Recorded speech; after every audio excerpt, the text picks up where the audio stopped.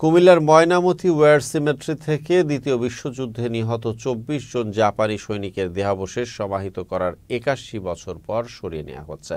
দ্বিতীয় বিশ্বযুদ্ধে নিহত বিশ্বের ১৩টি দেশের ৭৩৭ জন সৈনিককে এখানে সমাহিত করা হয়। ১৯৬২ সালে একজন সৈনিকের দেহাবশেষ সহ সমাধির মাটি তার স্বজনরা যুক্তরাষ্ট্রে নিয়ে যান। এরই মধ্যে জাপান থেকে ৭ সদস্যের একটি ফরেনসিক বিশেষজ্ঞ দল ২৪ জাপানি সৈনিকের দেহাবশেষ সরিয়ে নেওয়ার কার্যক্রম শুরু করেছেন। দলটির ৭ জনের মধ্যে ৬ জনই জাপানের নাগরিক। তাদের সহায়তা করছে বাংলাদেশ সরকার। মঙ্গলবার সকালে ওয়ার সিমেট্রির উত্তর পশ্চিম কোণে থাকা সমাধি থেকে জাপানি সৈনিকদের দেহাবশেষ সরানোর কাজ চলছে। আর ২৪ নভেম্বর পর্যন্ত চলবে কবর খননের কাজ।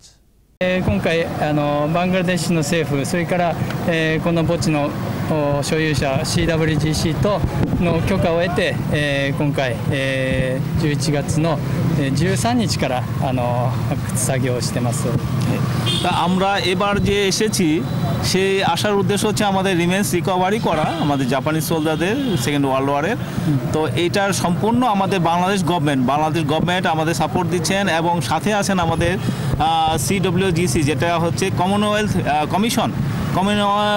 কমিশন আমাদের পুরোপুরি সাপোর্ট দিয়ে যাচ্ছেন করার জন্য।